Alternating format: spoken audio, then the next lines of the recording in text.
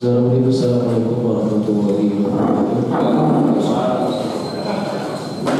Yang terhormat Ketua dan Pimpinan Anggota Bawaslu Bengawan Solo, yang terhormat teman-teman wartawan dari Cawapres, Konsul Ekspres yang bersuara, dan teman-teman sekretariat Bawaslu Kabupaten Bengawan Solo.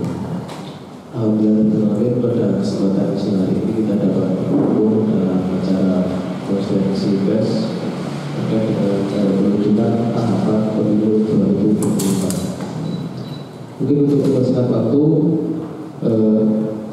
pertama kepada Ketua Bawaslu Solo untuk menyampaikan terkait hal yang akan disampaikan kepada masyarakat. Tentu saya persilakan. Assalamualaikum warahmatullahi wabarakatuh. Alhamdulillah, teman-teman media yang saya hormati dari Konsul Ekspres, Cawapres dan Sonaka yang hadir di kantor Bawaslu.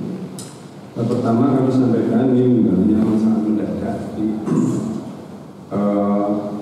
Tadi pagi kita menggelar secara nasional apel siaga pengawasan pemilu sebagai menandai dimulainya tahapan pemilu tahun 2024. Kita sama-sama tahu bahwa KPU RI sudah memutuskan bahwa hari pencoblosan pemilu tahun 2024 akan dilaksanakan 14 Februari tahun 2024. Nah, dari keputusan itu sesuai dengan amanat Undang-Undang 7 tahun 2017 itu membuat dari suara musika ya melalui nama ini ya suara itu ya media baru yang launching kemarin saya lanjutkan. Jadi dari proses penetapan hari pencoblosan maka kita naik 20 bulan itu 14 Juni 2022 ini adalah tahapan. Karena di regulasi sekarang disebut bahwa persiapan pemilu itu dimulai tahapannya 20 bulan sebelum hari pencoblosan. Nah, hari tadi secara nasional Bawaslu Republik Indonesia sudah menggelar apel siaga pengawasan pemilu. Hari ini ingin kita sampaikan juga di Mas Erwin Bawaslu Kabupaten Bengawan Solo. Kita juga sudah memulai pengawasan. Yang pertama pada hari Sabtu kemarin kita sudah membuka ruang konsultasi sekaligus ruang konsultasi dan pendaftaran pemantau pemilu. Jadi kita sudah, karena jadi beda antara pilkada dengan pemilu. Di undang-undang kita itu kalau untuk pemilu pendaftaran pemantau pemilu di Bawaslu, tapi kalau pemilihan bupati, gubernur itu masih di KPU.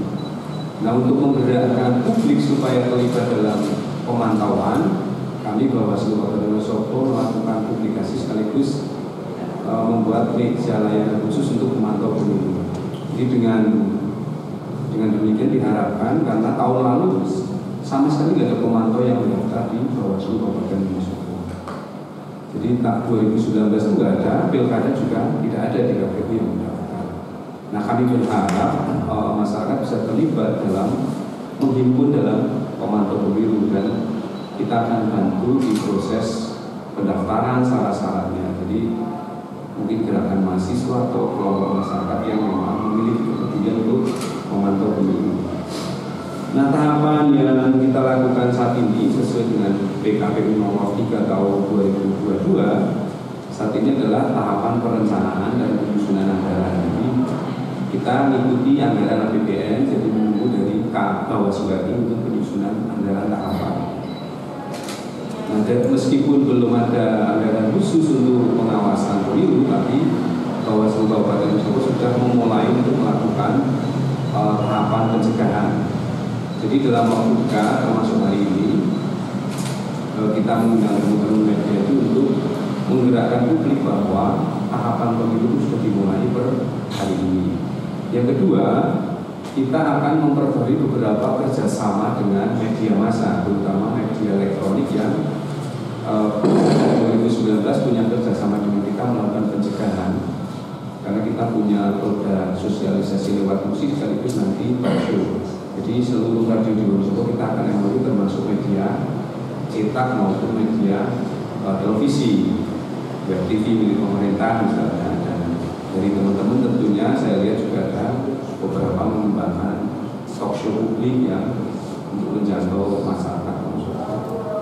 Nah, dari tahapan ini hari ini kita menyampaikan ke publik bahwa Bawaslu sudah siap mengawasi pemilu 2024 dengan melibatkan diri berkolaborasi. Jadi kita tahu tahun 2019 ada beberapa temuan, dan itu yang akan kita mitigasikan untuk dikurangi. Misalnya kayak keputusan KPU ini kan tetap memakai kardus.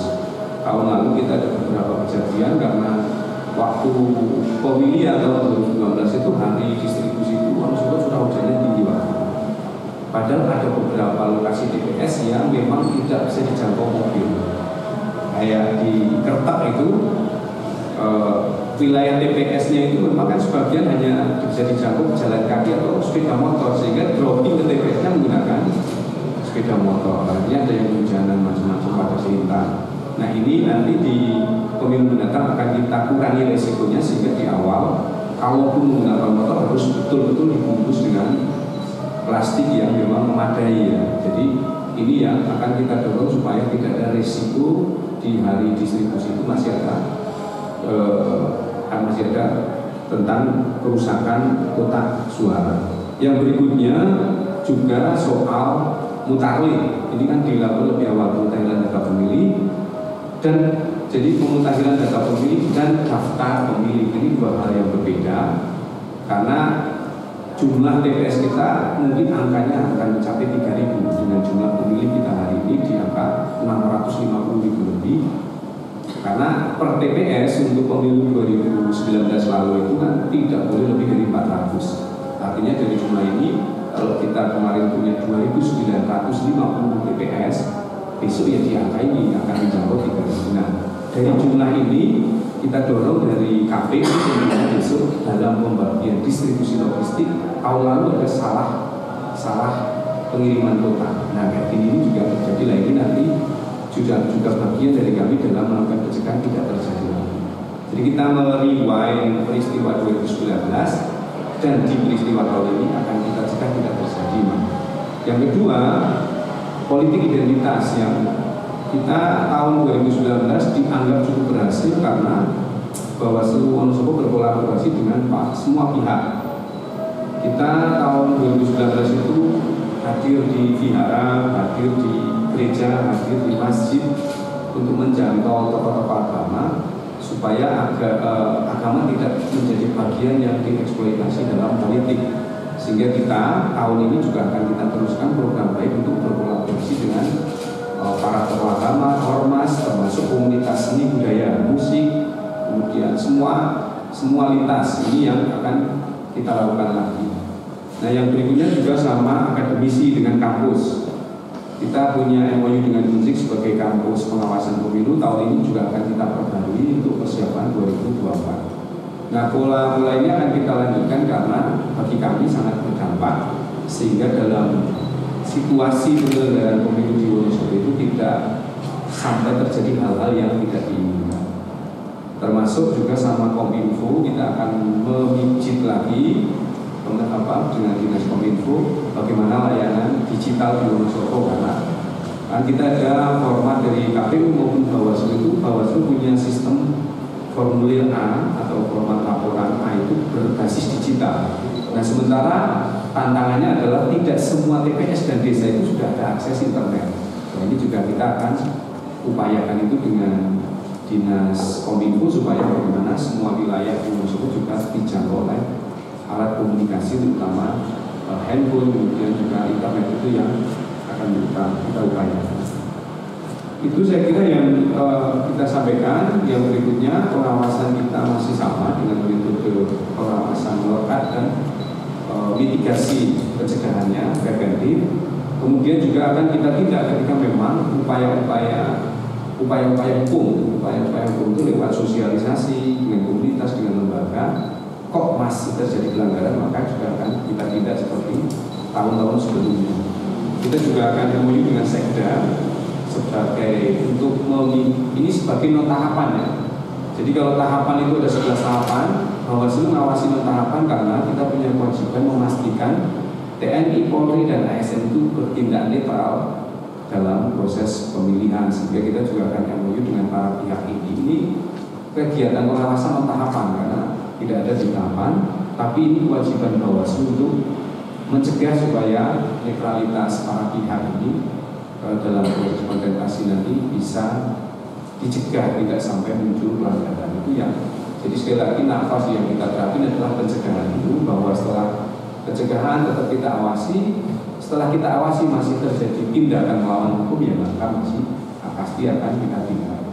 Jadi itu yang penting kita sampaikan hari ini. Sekali lagi terima kasih kepada teman-teman media yang hadir di Bawaslu ini. Dari saya cukup sekian, mungkin ada tambahan dari pimpinan lain dari Bawaslu Bapak Teguh. Saya ini wassalamualaikum warahmatullahi wabarakatuh.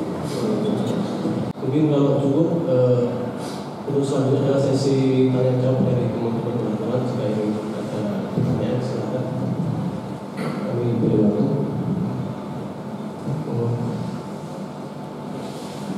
Silakan Mas Agus.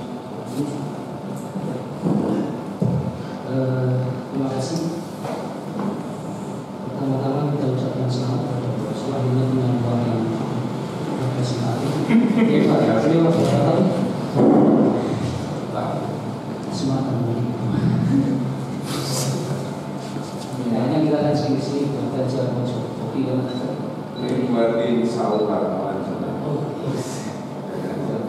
itu bisa melihat kelinci kambing.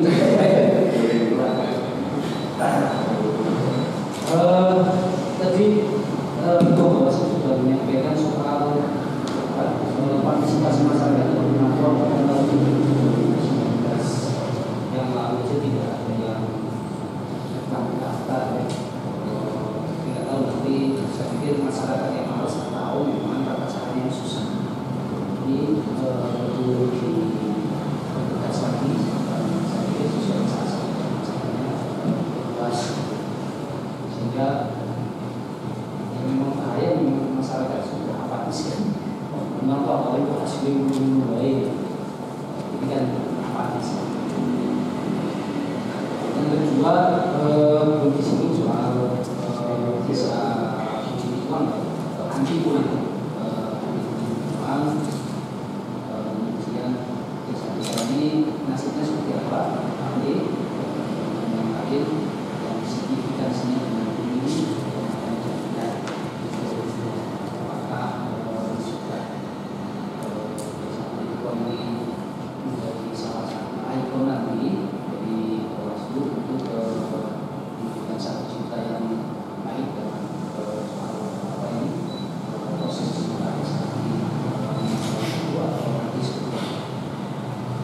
Itu dua hal ya, dari desa kemudian soal partisipasi aturan. Kalau partisipasi apakah itu harus disebut dengan syarat-syarat? Tadi kan belum juga sampai syarat. Itu saya kira seperti itu.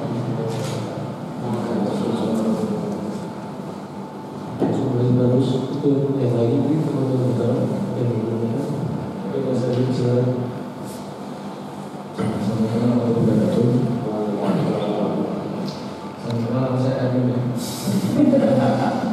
Dari dulu Pak, sekarang saya jadi kira rakyat Kepala Soko. Oh ya, ini saya lebih menyampaikan ini ya, beberapa info dari masyarakat terkait keinginan mereka. Saya rasa bahwa tahun ini akan bisa lebih memberikan edukasi dengan tadi Mas Arya sudah ngomong soal ada kerjasama mungkin.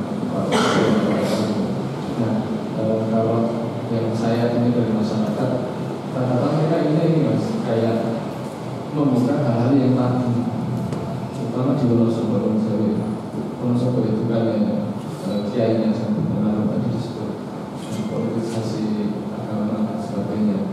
Terus ya yang sangat umum di sini kan tata sistem itu kalau sering dibahas dan insya Allah orang-orang akan lebih kena. Jadi mungkin nanti Bawaslu bikin podcast yang arahnya langsung situ, yang kaitannya dengan pencegahannya misalnya, dan yang diajak ngobrol itu orang yang menurut saya ini rugi, dan kemudian yang dia kadang nggak tahu, oh ini nggak boleh masuk, atau ditabrakkan sama orang yang menurut saya ini akan jadi pelakunya. Dalam artian orang-orang yang jadi tukang kunci, tapi dia sendiri belum merasa bahwa itu salah. Tokoh-tokoh desa yang dengan dicegat di depan seperti itu saya rasa akan sangat bagus.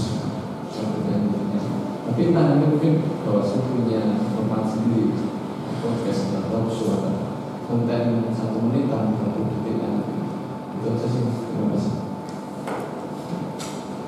Terima kasih Mas Ayu atas sarannya untuk kegiatan podcast itu Mas. Terus selanjutnya teman-teman yang lain mungkin ada yang mau menanyakan terkait kegiatan peluncuran pemilu 2024. Oke, selamat siang. Silakan. Saya sedikit mungkin ada yang mau kenal. Ya, tadi Pak Bawaslu sudah menyampaikan beberapa hal terkait masalah tahapan yang mungkin dalam waktu dekat sudah mulai dilakukan.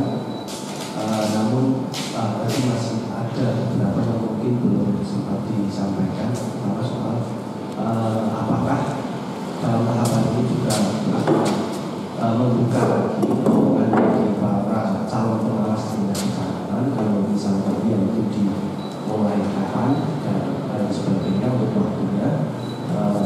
Mungkin bisa kecamatan kapan misalnya.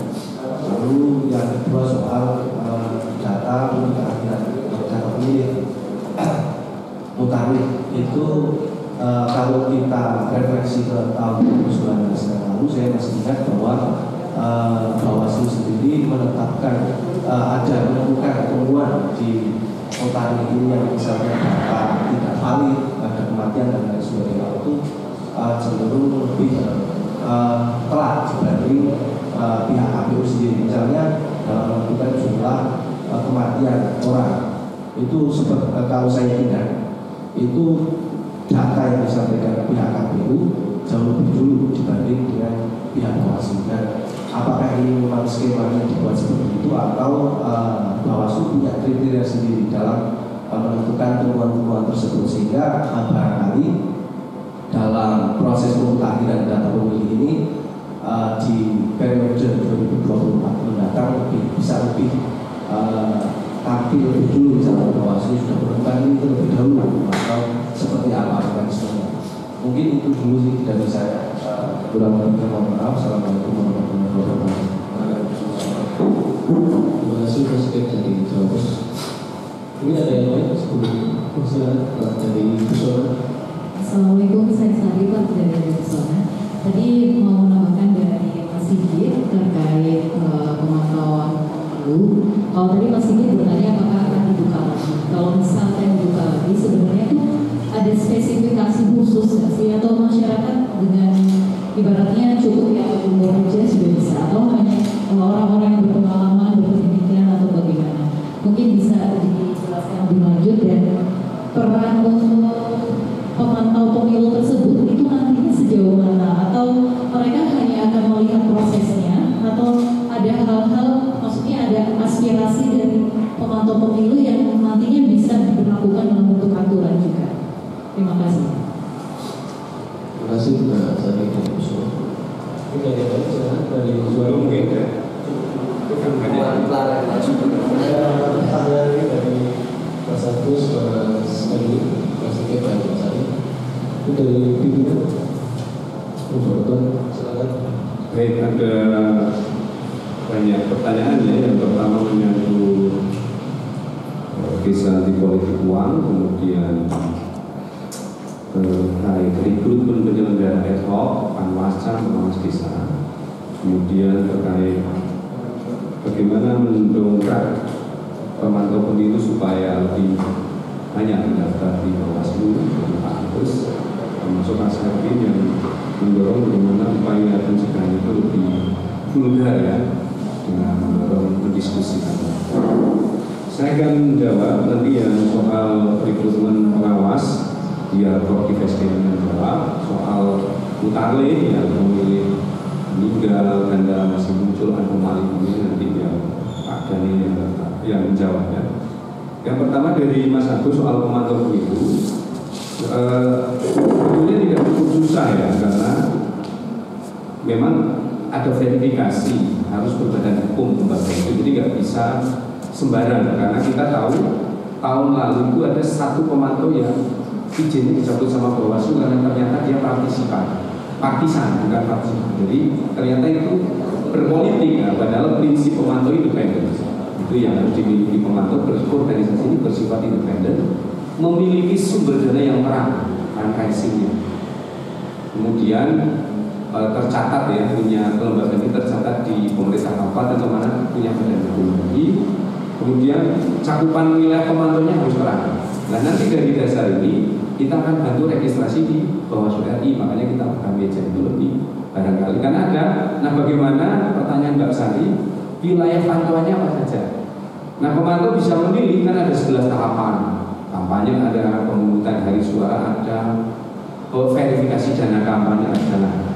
Beberapa pemantau ada yang memilih, misalnya tahun lalu itu JPPR ngambil sampel di Jateng, walaupun bukan bagian yang sampel itu, dia khusus memang memantau pelaporan dana kampanye. Ada yang memang khusus memantau hari pencoblosan suara, jadi pas hari H dia memantau. Jadi itu pilihan dari pemantaunya, jadi diserahkan. Nah kita mengalami jumlah pemantau cukup banyak itu sebenarnya tahun 99, 2004. Nah yang lalu itu sudah secara nasional banyak, cuma yang di Bawaslu itu tidak ada yang mendaftar. Ini beda nanti kalau teman-teman mungkin di lapangan hanya ada tim survei lagi itu dari sejumlah lembaga survei, itu juga harus didaftarkan dan personnya siapa, boleh masuk TPS nggak ada. Itu yang soal pemantau. Jadi sifatnya wajib independen, tidak boleh dari perwakilan partai atau mana, nggak boleh. Jadi wajib independen itu dasar dulu, terus punya badan hukum sebagai lembaga. Kalau soal mendaftarnya sebenarnya kita membuka, dan kalau syarat-syaratnya ini terpenuhi akan mudah gitu. Itu soal pemantau. Pertanyaan dari Pak Agus. Yang berikutnya dari Mas Erwin. Jadi ini juga nyambungnya Pak Agus soal desa anti politik uang. Kita hari ini punya 24 desa yang kita dampingi sejak 2018 sampai hari ini. 24, ada yang basis kampung, ada yang sebagian desa. Yang pertama dulu kampung kita 2018 itu kampung anti politik uang. Nah desa-desa ini kampung anti politik, desa anti politik uang dan desa pengawasannya, karena kita punya. Nah dari apa yang disampaikan Pak Erwin tadi, sebenarnya pola pendekatan yang kita lakukan di pembentukan desa anti politik uang itu ya seperti itu. Jadi kita lebih banyak mendengarkan Bawaslu. Jadi kita membuat forum FGD kan, misalnya. Jadi ada seperti informasi yang disclaimer yang masuk ke desa. Kita mendapati misalnya di Watu Malang, salah satu desa yang kita dampingi itu, mereka bercerita bahwa ketika nggak menerima amplop itu diancam. Ketika namanya nggak mau ditulis, nggak punya komitmen menerima, itu ancamannya nggak kan besok kalau ada urusan apa-apa nggak kita rewangi. Sama si gogol ya. Besok kalau nggak mau menerima ini, kalau yang ini jadi sampai dananya bertahun. Itu yang terjadi di diskusi di desa. Jadi dengan mendengar langsung itu kemudian kita nyampe bahwa itu tindakan politik uang sebetulnya. Jadi memang tidak mudah membangun kesadaran, dan yang kemudian apple to apple-nya nanti ke pilkades macam-macam yang tidak diatur. Nah itu yang memang tantangan besar. Nah untuk itu kita akan melakukan program-program itu. Sekarang basisnya adalah keluarga. Jadi keluarga anti politik uang kita ajak nanti. Jadi kita akan secara simultan besok itu, kalau di wilayah media sosial yang buat tweet bond, coba akan kita cek pada hari yang sama, kita share berapa orang yang berani mendeklarasi diri bahwa saya anti politik uang. Nanti akan kita buat di tahapan. Jadi lewat Twitter semua banyak beberapa orang yang sadar. Nah sekarang kan banyak orang mengendos saya adalah pendukung A, saya adalah besok Ada nggak yang berani setiap orang memasang pemilih saya warga negara anti politik uang dan sebagainya. Nanti berani nggak memasang di media sosial. Nah ini yang akan kita kembangkan karena saya meyakini besok itu kan banyak pemilih kita pemilih pemula, pemilih milenial. Jadi pemilih milenial kita itu besok angkanya lebih dari 50% yang usianya 17 sampai 35 tahun. Artinya ini warga yang lahirnya di 90-an di sini. Nah, ini tantangan terbesarnya apakah kita akan mentransformasi budaya money politik ke generasi ini atau tidak? Atau generasi ini akan melakukan perlawanan dengan sadar bahwa anti politik uang itu enggak good dan sebagainya. Ini yang akan kita lakukan. Karena saya yakin ini juga sebetulnya tidak diharapkan kontestan dengan biaya politik uang dan sebagainya. Ini yang akan kita upayakan. Jadi untuk desa anti politik uang sampai hari ini kita masih berkomunikasi dan hari ini ada tim dari provinsi Jateng. Kita kebetulan mencoba jadi objek untuk penelitian program desa anti politik uang. Hari ini ke Desa Banjar sama Pulau Jati yang diambil sampel. Yang tahun lalu 2019-2020 nanti ada share videonya sebetulnya. UNES itu nempatin Bawaslu sebagai objek penelitian untuk program desa anti politik uang. Sudah keluar dan di jurnal internasional. Kemarin juga sudah di-share di Universitas Negeri Semarang, Fakultas Politik itu juga penelitian program-program itu. Nah, feedback rekomendasi kayak apa yang kita harapkan? Karena memang kita lebih suka punya program itu yang meneliti pihak lain. Kalau yang internal itu kan biasa, tapi kalau pihak lain dan kita akan dengarkan secara baik dampaknya. Kalau nggak ada dampaknya kita akan ulangi. Misalnya dari program itu kok dampaknya belum akan kita koreksi program kita efektifnya di mana, kurangnya di mana. Jadi kami sangat terbuka untuk publik, termasuk akademisi peneliti untuk meneliti program-program Bawaslu. Dan kami tidak akan malu kalau memang program itu belum efektif, karena justru muatan masukan-masukan itu yang kita butuh untuk menyempurnakan kegiatan Bawaslu. Jadi itu yang untuk desa anti politik uang sampai hari ini masih jalan, dan tahun ini kita cuma satu yang di desa dampingannya Pak Agus itu, desa Bandung-Mida ya. Nah, itu kan desanya sangat jauh. Nah kita tahun ini punya desa Bandung-Mida di lereng Sumbing itu desa anti politik uang, dan cerita mereka tidak ada praktek ini, praktek politik uang, cerita warga. Makanya kita pendekatannya itu memang di sosialisasi diskusi warga kita. Jadi warga cerita tentang pengalaman pemilu di desanya. Nah di situ ada yang menyampaikan prakteknya ada. Nah ini gimana cara melukis masyarakat? Ini kita kembalikan karena masing-masing desa punya kekhasan dalam menyelesaikan kesadaran-kesadaran yang sifatnya. Jadi memang yang disampaikan Mas Erwin itu benar, itu terjadi dan memang kita mendapatkan langsung informasi dari warga. Selama ini Bawaslu pendekatannya tidak model presentasi pakai slide Pak. Ketika desa anti politik uang ya 100% forum milik warga. Warga kita ajukan pertanyaan saja, nanti kita fasilitasi. Setelah itu dari masalah itu strategi jenengan apa di desa. Misalnya si Gedang itu akan membuat satgas anti politik uang yang jadi desa. Itu komitmen warga.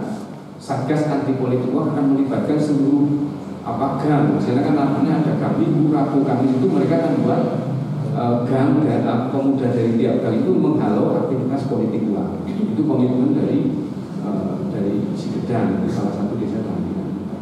Terus di mana Sulukata juga sama, itu mendorong pemudanya supaya desa menganggarkan untuk satgas anti politik uang. Nah ini memang kita nggak bisa sampai jauh kan, karena kita lebih ke proyek penyadaran supaya lahir dari sana melakukan tindakan, karena kan yang akan survive dan menghidupi kegiatan politik di desa itu dari warga-warga situ. Kita menyadari pengawas pemilu itu dalam satu TPS ada 300 pemilih, kita punya satu aja. Sehingga untuk menumbuhkan peningkatan kualitas demokrasi dan pemilu ya pemilih adalah pemilih kedaulatan rakyat yang kita dorong kesadaran dari pemilu. Saya kira itu yang dari saya. Nanti yang SDM Pak Nasir, yang Lingkungan Panwas itu adhoc. Terus soal Mutawih nanti Pak Daniel lebih detail lagi. Terima kasih Dr. Ini Pak Daniel. Bisa bilang Pak Daniel untuk pakai dengan Mutawih di mana Mas itu. Silakan Pak Daniel. Terima kasih. Assalamualaikum warahmatullahi wabarakatuh.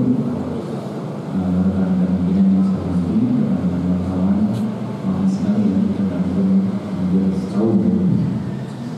Biasanya saya selalu berhubungan satu sama sedikit setahapan.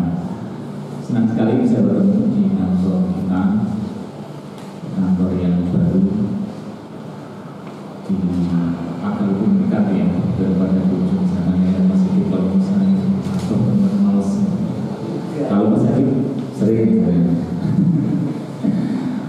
Baik, mengingatkan kembali, saya coba menjelaskan yang disampaikan Pak Ketua bahwa pemilu 2024 nanti kita akan tahun 2024 nanti kita akan punya dua hajatan besar dalam satu tahun.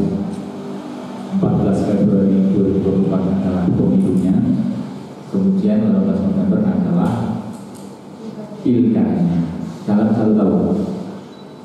Tahapannya nanti pemilu dulu, kemudian nanti baru pilkada. Sumber anggarannya pun berbeda. Yang sama, penyelenggara tetap sama.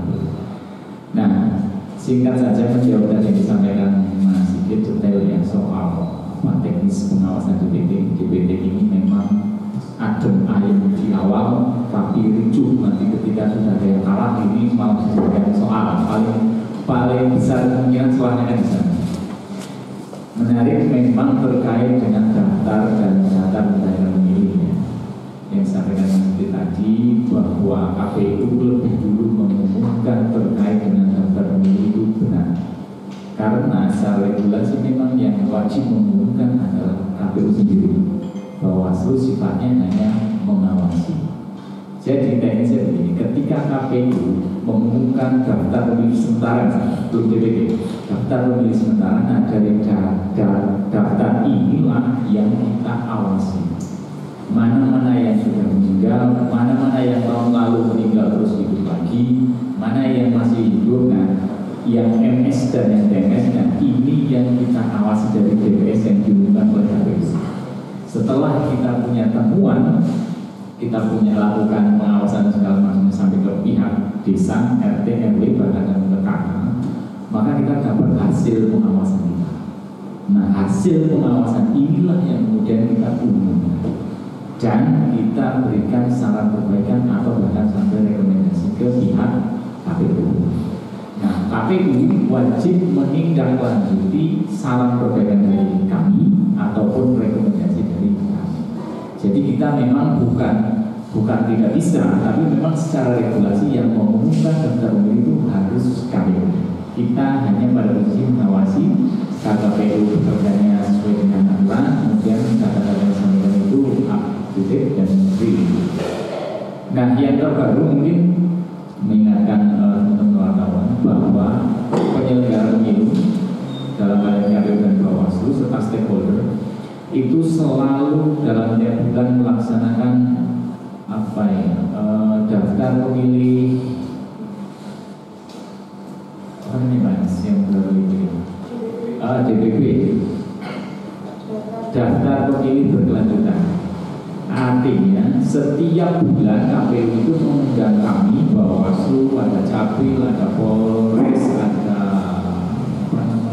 dari pihak Capil, Kesbang dan segala macamnya untuk memutakhirkan daftar pemilih setiap bulan di Kabupaten Wonosobo. Jika ada orang desa A misalkan meninggal, maka langsung dimutakhirkan di bulan itu. Sumber KPU memutakhirkan atau memperbarui daftar pemilih itu: satu, masukan dari Bawaslu, dua dari Disduk Capil, ketiga dari Polres, kemudian dari Kodim dan juga dari yang lain. Kalau dari Bawaslu jelas misalkan kita punya desa-desa yang tadi disinggung itu, maka di desa tersebut juga kita fungsikan untuk melaporkan warganya yang meninggal. Karena kemarin yang COVID itu kan banyak yang meninggal, nah, datanya belum diupdate sama KPU. Maka kita punya salah satu tindak lanjut dari hasil kita tetapkan desa tersebut menjadi desa pengawasan dan desa adalah kita meminta mereka untuk update daftar statistik dari penduduk desanya yang pindah keluar, pindah datang, kemudian yang meninggal itu dilaporkan ke grup, dan dari hal laporan dan masyarakat ini kita teruskan KPU untuk setiap bulannya diperbarui daftar pemilih. harapannya nanti ketika sudah ditetapkan di DPT tidak ada lagi itu yang dulu meninggal sekarang hidup lagi, atau yang sudah pindah ke sana masih dapat C6 misalnya. Nah, ini yang menjadi ikhtiar kami termasuk juga teman stakeholder yang lain yang berhubungan di pemilu untuk melakukan daftar pemilih di Kabupaten Wonosobo. Nah, tidak menutup kemungkinan juga kami wartawan misalkan terkait dengan DPT ini bisa memberikan masukan kepada kami ataupun kepada teman-teman KPU terhadap daftar pemilih ini, karena ini tahapan yang paling panjang dari awal sampai nanti pencoblosan ini masih terus berjalan.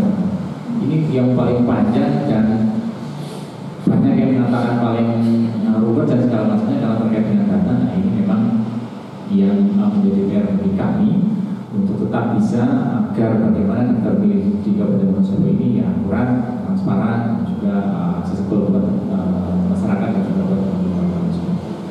Jadi itu terkait dengan daftar pemilih, dan terdekat tadi disampaikan Pak Ketua 14 Juni ini kita sudah melakukan launching pengawasan. Tahapan paling dekat adalah verifikasi pendaftaran partai politik. Itu akan segera kita laksanakan berat-beratnya, dan hari ini juga Menkumham sudah ada 75 partai politik yang sah yang mungkin nanti sudah akan daftar KPU.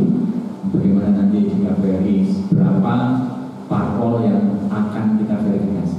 Untuk yang sudah mempunyai kursi di DPR RI maka hanya verifikasi administratif saja, dan untuk yang tidak punya kursi di DPR RI maka akan ada verifikasi faktual di lapangan dan juga verifikasi administrasi. Setelah verifikasi parpol maka berjalan tahapan-tahapan berikutnya. Begitu, rekan-rekan, terima kasih. Kalau punya maaf, saya Assalamualaikum warahmatullahi wabarakatuh. Terima kasih Pak atas penjelasannya dan pertanyaan. Selanjutnya, mungkin Pak Nasir selaku SDM dan organisasi untuk menjawab terkait dengan proses rekrutmen pengawasan. Terima kasih. Assalamualaikum warahmatullahi wabarakatuh. Bapak Ketua dan teman-teman anggota, teman-teman media, terima kasih. Jadi kayak reuni setelah sekian lama ketemu ya. Kalau reuni baru setelah ini kita nyanyi-nyanyi. Kita sudah buka semua ya kan hari sudah buka di mana-mana, di rumah juga buka. Oke, terkait dengan beberapa pertanyaan tadi menyangkut tentang keberadaan jajaran yang top gitu ya. Jadi kalau kita lihat di PKPU 3 2022 itu memang di sana hanya menyebutkan tahapan-tahapan pokoknya saja. Kalau yang sudah yang lalu-lalu itu PKPU pasti mencantumkan juga terkait dengan proses rekrutmen jajaran yang top di PKPU. Jadi untuk PPK, PPS sampai dengan di tingkatan KPPS. Terus di PKPU 3 ini nampaknya hanya fokus dulu di tahapan-tahapannya, sehingga kemudian terkait dengan rekrutmen untuk yang di jajaran ad-hocnya itu bisa jadi ada PKPU tersendiri, sehingga dalam hal ini posisi Bawaslu adalah sebagai lembaga pengawas tentu akan melakukan proses-proses pengawasan terkait dengan pembentukan jajaran ad-hoc. Kita juga selalu mengacu di PKPU yang ada begitu. Sebagai informasi saja, kalau di PPK itu akan ada proses rekrutmen di sekitar bulan Desember 2022 yang nanti akan dilantik di Januari 2023 begitu ya. Tapi kepastiannya kita masih tunggu. Maka Bawaslu tentu akan melakukan proses rekrutmen sebelumnya, setidaknya 1 bulan sebelum proses itu dilakukan di KPU, sehingga proses rekrutmen untuk jajaran pengawas itu akan selalu lebih dulu dibanding dengan penyelenggara negara di jajaran KPU. Maknanya karena proses-proses itu kita juga menjadi bagian yang salah satunya menjadi tugas untuk melakukan proses pengawasan. Terkait dengan persyaratan dan lainnya, tentu kita masih mengacu di Bawaslu 10/2019 menyangkut tentang yang itu berisi tentang yang Bawaslu mengatur tentang proses pembentukan ya, mulai dari RU sebetulnya sampai dengan di bawah. Tetapi kalau spesifikasi mengacu di jajaran ad-hoc tentu persyaratannya masih sama seperti yang lalu. Jadi kalau kebutuhan untuk di tingkat Panwaslu kecamatan sesuai dengan undang-undang gitu ya, kita mengajunya berarti kebutuhannya pada kecamatan ada 3 orang. Di tiap desa, di 265 desa di Kabupaten Wonosobo berarti 1 kan gitu ya. Sekalipun dinamika terkait dengan proses pengawasan tingkat desa kan juga cukup kompleks ya. Banyak pihak juga mengusulkan sebetulnya ada penambahan lebih dari 1 kan gitu. Tetapi sampai dengan sejauh ini karena undang-undangnya sudah tetap, ya sehingga Bawaslu juga masih mengacu pada undang-undang yang ada, maka kebutuhannya di tiap desa adalah 1. Untuk di tingkat KPPS ya, sebagai PTPS-nya itu juga sama 1. Persyaratan secara umum kalau di tingkat kecamatan ya usia minimalnya adalah 25 tahun pendidikan SLTA, laki-laki perempuan sama kan gitu ya. Syarat lain ya teknis lah gitu terkait dengan yang sifatnya sifat umum gitu ya, itu juga diatur. Untuk di tingkat desa juga sama, usia pendidikan SLTA minimal sampai dengan di tingkat TPS ya, TPS pun juga sama. Sehingga sampai sejauh ini juga belum ada regulasi atau Bawaslu yang mengatur secara teknis terkait dengan syarat-syarat tambahan di luar yang sebelumnya gitu. Jadi apakah dan ini masih sama sejak 2018 Pilgub waktu itu, kemudian pemilu 19 dan pilkada di 2020 yang lalu. Prinsipnya pada saatnya nanti ketika memang proses rekrutmen itu juga sudah akan dilakukan, itu kita juga selalu menyampaikan melalui teman-teman media juga, nanti akan kita umumkan secara terbuka, baik itu melalui platform media yang kita miliki, termasuk dengan nanti secara serentak, tidak hanya di Wonosobo ya, tetapi di 514 kabupaten kota Indonesia juga pasti akan melakukan proses sosialisasi informasi terkait dengan teknis proses pembentukan rekrutmen. Tetapi kami sih berharap hari ini tanggal 14 launching tahapan itu sudah dimulai. Kami berharap masyarakat juga akan lebih semangat untuk bersama-sama mensukseskan pemilu 2024 itu menjadi kepentingan bersama gitu. Tetapi yang juga jauh lebih penting adalah partisipasi warga dalam proses pengawasan pemilu 2024 yang salah satunya adalah keterlibatan secara langsung menjadi bagian dari perusahaan Bawaslu untuk menjadi pengawas ad hoc, baik itu untuk tingkat kecamatan, desa dan di TPS. Karena tanpa keterlibatan dan partisipasi warga juga nampaknya ini menjadi hal yang harus kita perhatikan betul, sehingga nanti kalau warga berbondong-bondong pada saatnya nanti proses pendaftaran dibuka, pendaftarannya lebih dari kuota yang dibutuhkan dan gitu ya, nanti akan jauh lebih membantu kita, dan tentu proses rekrutmen sampai dengan hasilnya kita juga berharap mendapatkan pengawas terbaik, warga masyarakat yang ada di Kabupaten Wonosobo. Tentu syarat dan ketentuan itu yang sesuai dengan Bawaslu. Saya kira itu. Terima kasih. Terima kasih kepada Pak Sen atas penjelasannya. Mungkin ada pertanyaan lain dari teman-teman keluarga kita yang berada. Ya, silakan.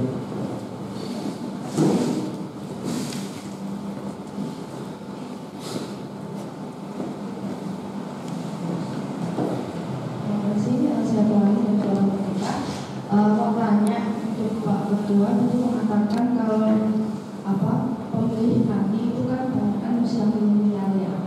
Nah itu gimana sih caranya Bawaslu biar mengedukasi mereka biar nggak tertarik pada itu, atau mungkin sekedar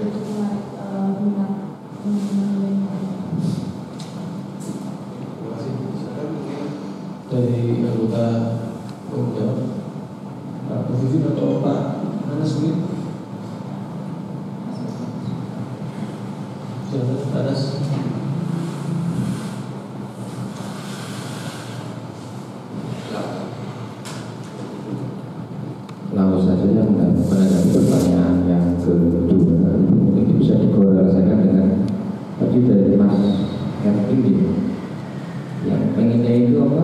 Tadi mendatangkan apa? Podcast dengan apa? Narasumber orang lugu. Nah itu orang lugu itu hampir sama dengan nanti apa memilih milenial.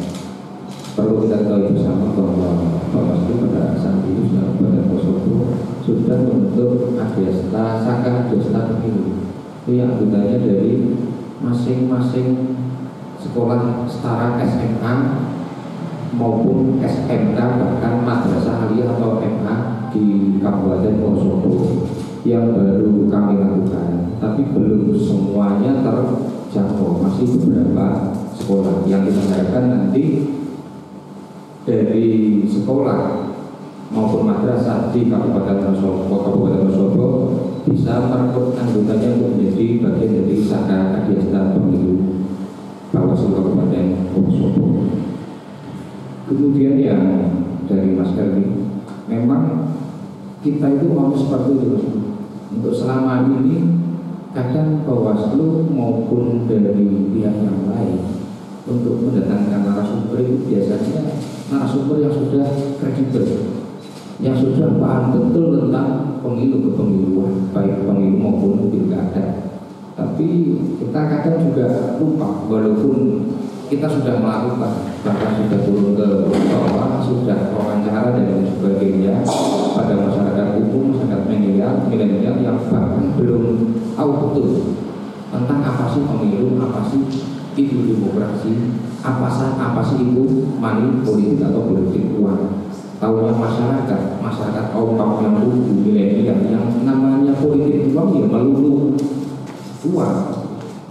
Politik yang pakai uang sokok dan sebagainya, apalagi di masyarakat kita kebanyakan apa ya, katanya ini orang Solo bilang orang apa,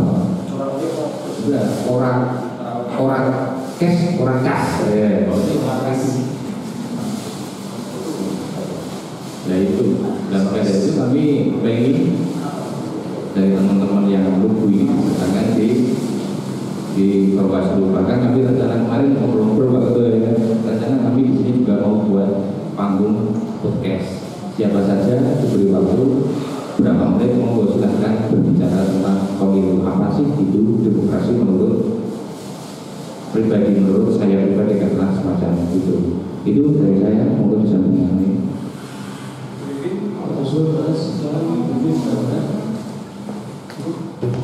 Ya, jawab tambahan soal kontennya masalah ini cuma di Metro TV ya. Tentang konten, kita sebenarnya sudah membangun konten itu sejak 2019, termasuk komitmen warga. Jadi dulu kita punya panwascam belusuan.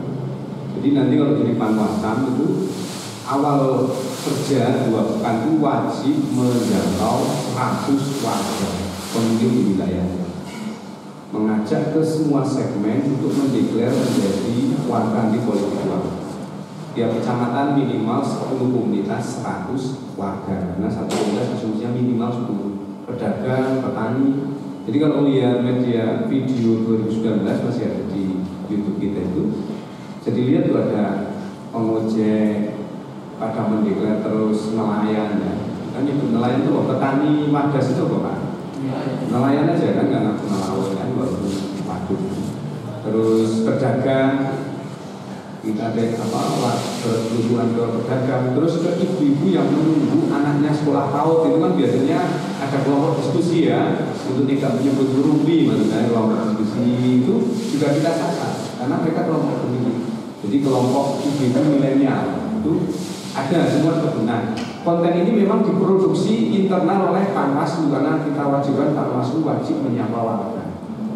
Jadi kalau total ada 15 kecamatan, dalam 1 bulan itu 1.500 pemilih yang kita jangkau di pemilihan.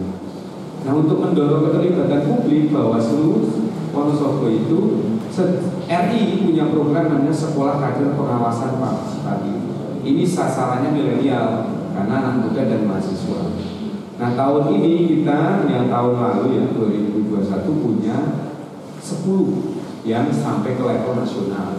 Jadi ada dasar, kita punya kuota di angka 30, ini 30 peserta, kemudian level kedua separuhnya, level kedua lagi separuhnya. Jadi kita punya sekolah kader pengawas dan ini mereka sebagian besar dari kelompok organisasi mahasiswa sama pemuda. Ada yang dari kelompok Muhammadiyah, HMI, PRI, IPNU. Nah ini dari kelompok ini kita delegasikan menjadi volunteer karena mereka mengalami pendidikan soal kepemiluan itu selain kemudian soal kebangsaan itu 3 hari itu. Nah mereka sekarang bekerja menjadi volunteer di lembaganya itu mensosialisasikan pengawasan pemilu. Itu praktek-praktek yang sudah kita lakukan. Pas pandemi itu juga kita pilkada lalu juga ada sekitar 24 dari Wonosobo yang karena tidak boleh bertemu langsung pakai Zoom, dan itu ada alumninya dan sampai sekarang masih kita punya simpul-simpul grup ini. Ketika tahapan ini mereka nanti akan di media sosialnya, di komunitasnya akan bergerak melakukan pencegahan sesuai kapasitas mereka, karena kita tidak bisa memaksa karena ini kegiatan volunteer non budgeting sehingga mereka dengan komunitasnya. Jadi langkah ini sudah kita mulai sejak 2019 dan ini dimodifikasi banyak tempat untuk soal panwas busuan karena sebelumnya tidak ada, dan itu hanya kita lakukan awal di Wonosobo bahwa semua panwancam begitu dilantik wajib sosialisasi. Yang kedua pencegahan ke kepala desa dan perangkat desa itu wajib dilakukan oleh pengawas pemilu begitu dilantik untuk selain menguasai pemetaan wilayah juga menjangkau kelompok-kelompok yang memang diatur harus netral. Jadi selain money politik kita juga punya problem dulu di masa lalu ya, di masa lalu sebelum pemilu reformasi itu menggunakan kekuasaan untuk meraih suara itu yang juga bagian yang diatur dalam pemilu. Jadi itu ya untuk milenial. Nanti ke depan mungkin kita bisa minta masukan teman-teman media ya, baik dari radio, media cetak, media yang memiliki platform digital. Kita bisa kerjasama membuat ruang-ruang lebih luas untuk warga atau anak muda buat konten misalnya. Nanti bisa dalam suara mereka misalnya konten-konten itu atau suara baru dengan Jawa Pos. Nanti kita akan banyak diskusi bagaimana mungkin supaya pemilu itu mendorong kedaulatan pemilih itu lebih berjalan. Kemarin kita memang sempat nanti butuh masukan teman-teman. Kita belum mampu dengan istilah apa panggung terbuka. Jadi kita nanti sebenarnya rencana itu di situ nanti kita buatin itu warga bicara pemilu. Siapapun boleh orasi di situ, tapi syaratnya terakhir ada pertanyaan bagaimana pandangan Anda tentang soal politik uang. Tapi awalnya dia mau pemilu itu apa menurut dia, ada kasih space dan live di media sosial kita. Nah, berani nggak? Silakan ini panggung warga terus dengan saya bicara pemilu. Tulisan ini ya, di kita rencana itu saya bicara pemilu. Silakan siapapun boleh ngomong di situ. Mau mereka bawa money politik dibuat dalam kelompok, silahkan, itu pertanggung jawab personal. Tapi sebelum bicara kita ada komitmen bahwa utuh semua yang pendapat dia adalah tanggung jawab personal dia, tapi platformnya lebar kita. Yang tidak boleh adalah mengeksploitasi SARA ya di perbincangan. Jadi itu ya nanti kita kasih panggung terbuka. Kita melihat di negara di mana, di Inggris, di mana di taman-taman kota itu ada tempat public space, orang bisa bicara apa saja yang penting bertanggung jawab atas statementnya lah. Ini kita nanti jalan ada nggak warga nanti rencana kita ada booth itu di sini, silakan berkunjung ke Bawaslu dan bicara pemilu. Anda berstatement kita live kan. Nah ini nanti akan kita coba. Ini hal baru tapi belum ada nih. Jadi kayak panggung terbuka. Kalau dulu istilahnya panggung orasi terbuka, sekarang orasinya langsung ke media sosial kita sediakan tempatnya. Nah itu yang untuk konten. Jadi lebih anak muda boleh, perempuan boleh, menurut mereka itu pemilu aman, dan terakhirnya adalah bagaimana komitmen dia soal politik uang. Ya kalau mereka dia beli silakan, tapi pertanggung jawabnya pesennya. Nah itu nanti akan kita buat di sini. Karena ini kantornya kita sudah agak lebih strategis, dan nanti yang nambah yang disampaikan Pak Anas tadi kita punya pendekatan kepramukaan namanya Satuan Karya Adiaksa. Jadi kita sudah ada SK dari Wacak Wonosobo, Bawaslu Wonosobo, nanti kita di bulan depan sudah pelantikan Saka Adiasta. Jadi satuan karya, nah di dalamnya itu Asosiasi Pencegahan Pemilu, Pelanggaran Pemilu, Penindakan. Ada Krida namanya, kalau di susunan, kalau teman-teman dulu pernah aktif di Pramuka mesti tahu kan ada kalau kehutanan itu ada bakti, kesehatan itu bakti wisata, kan Saka Satuan Karya, Polres Saka Bayangkara. Bawaslu punya Wonosobo, ini kita resmikan dalam waktu dekat Saka Adiasta Pemilu. Ini sudah sama WhatsApp sudah turun SK, tinggal kita nanti berkegiatan. Makanya dari belakang itu nanti jadi bumi perkemahan kan. Mas, sebentar lagi tidak serem, nanti pojok sana kita kasih saung pengawasan wartawan. Jadi wartawan nanti ngopi di pojok sana bareng Pramuka kalau hari Sabtu. Biar punya titik kumpul teman-teman, nanti sebelum itu tangga DPR dikembali silakan kita saung ya. Jadi nanti sering-seringlah ke sini. Itu ya Mbak, ulangi ya. Terima kasih teman-teman semua karena sudah menunggu jam makan siang. Saya kira cukup dulu ya untuk hari ini. Nanti kita ke depan akan banyak ketemu di banyak tahapan. Kami dari Bawaslu Wonosobo kurang lebihnya mohon maaf. Saya ini wassalamualaikum warahmatullahi wabarakatuh. Oke, kepala tangan.